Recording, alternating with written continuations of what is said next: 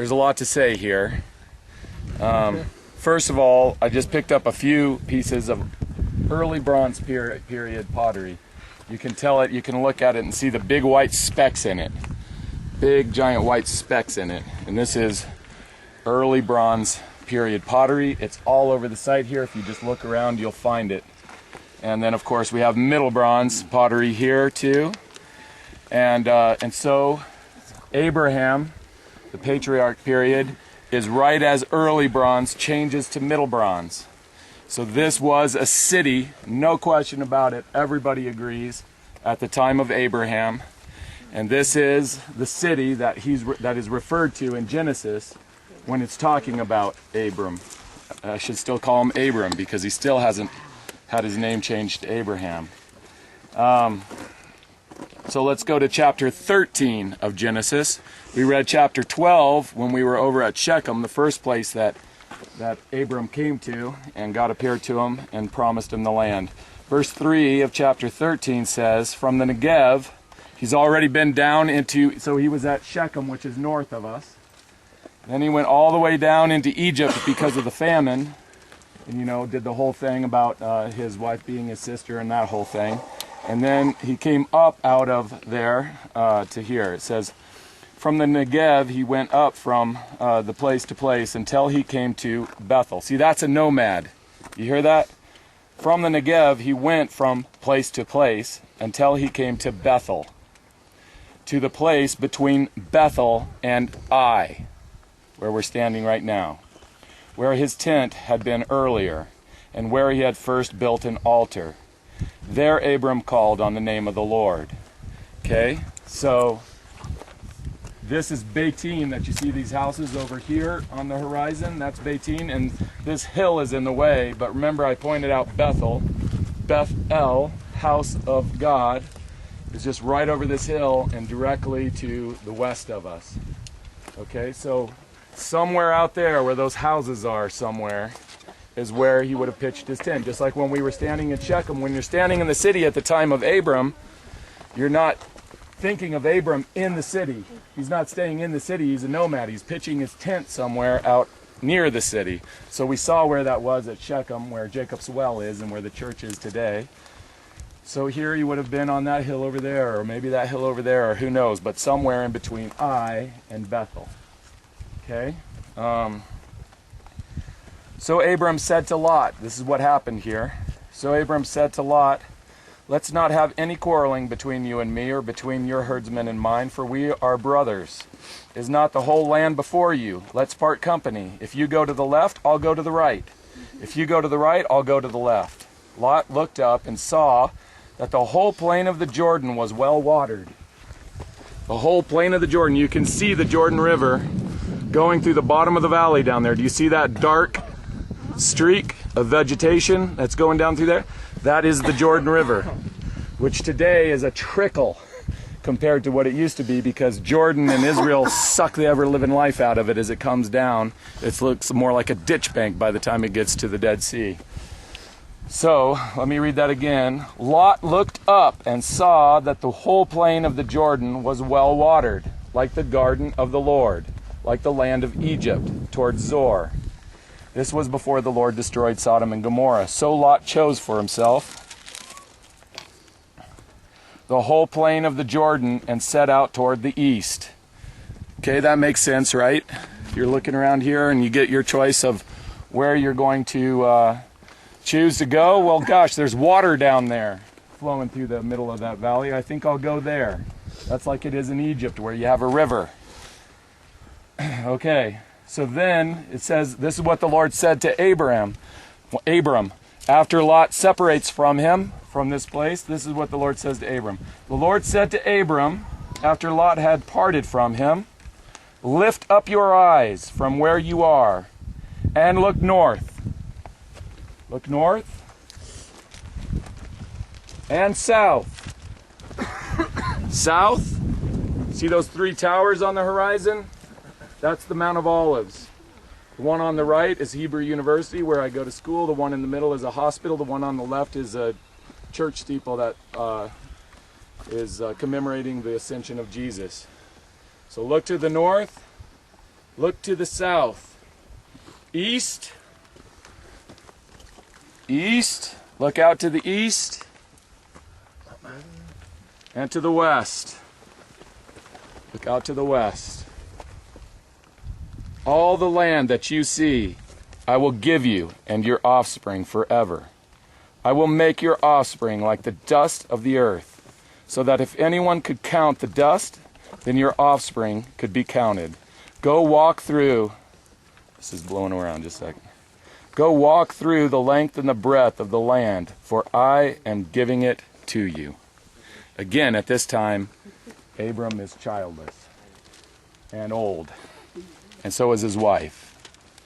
And so this is the area right here, maybe on that hill there, somewhere between Ai and Bethel, where God tells him to take the time to stop and to look around in north, south, east, and west. This is the land that he's giving to his offspring. Everybody agrees this is the Ai that it talks about, that Bethel is the Bethel that it talks about in Scripture. Now when we get to the conquest period, Joshua, it gets a little more complicated. First of all, Ai is an extremely important site for the conquest because it's one of only 3 cities that they say, that Joshua says specifically that he destroyed. Now you all have been already to Hazor. So we were just at Jericho, which is right down there. Remember, they took out Jericho and then they came up the ravine up. There's an actual route that you drive today that goes from here down to Jericho. You can't take it from here to Jericho because they've got the wall that blocks this area off because of the West Bank, so you got to go around and out a certain way. But if that wasn't the case, then you could drive that route right down to Jericho. There's 2 routes coming out of Jericho. One of them comes up to here, and the other one goes up to Jerusalem. Okay, so we have stories in the Bible about the route, the Good Samaritan, and we have Jesus and the blind men and so on that takes place on the route up to Jerusalem from Jericho. And then we have Joshua's conquest that takes place on the route from Jericho up to Ai. So, if I was with you at Hazor, I don't know if you saw it, but you can see Joshua's destruction at Hazor. Okay? We have it at Hazor, just like we saw the destruction down in Jericho. And of this is absolutely certain. Whoever destroyed Jericho at the same general time also destroyed Hazor and burned both of them. We have a burn destruction, same pottery, same everything. The one site that Joshua says that he destroyed by fire that we haven't found yet is Ai. Okay, so this place was excavated a little bit and mostly just right up here on the summit. Okay, back in the 60s. And the excavator, the archaeologist, guy named Calloway, said, I can't find any pottery from the time period of the conquest. That's what got Dr. Wood saying, well, then it's not here. It's got to be somewhere else on these hills.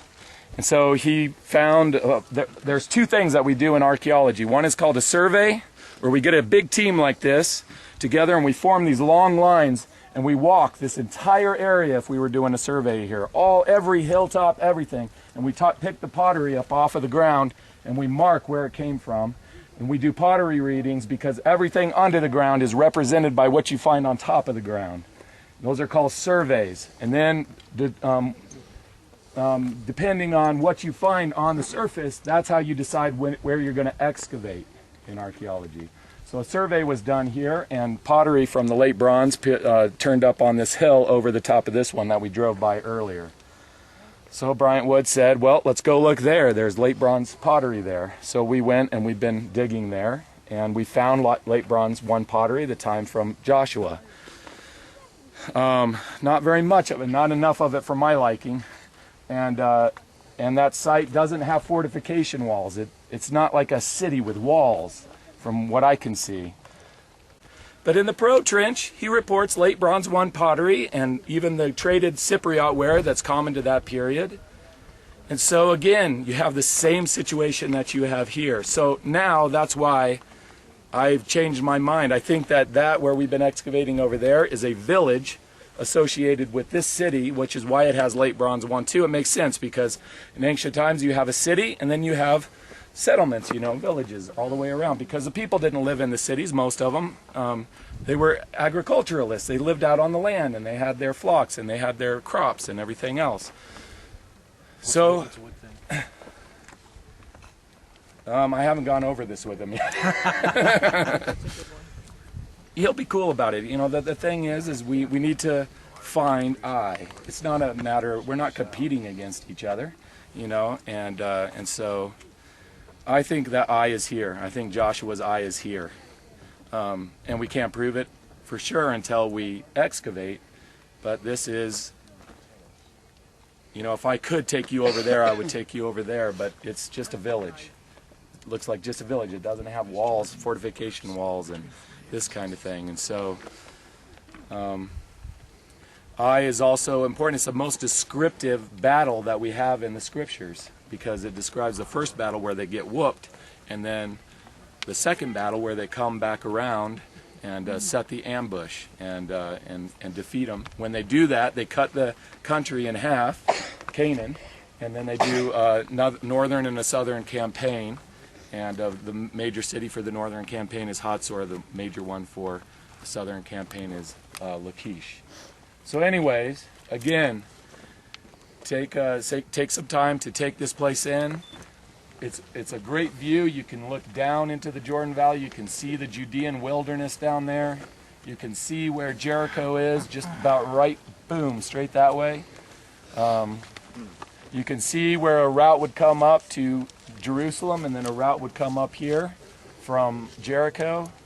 It looks like we can barely see the Dead Sea. If you look through the haze, you can see the Dead Sea right over these hills where I'm pointing here.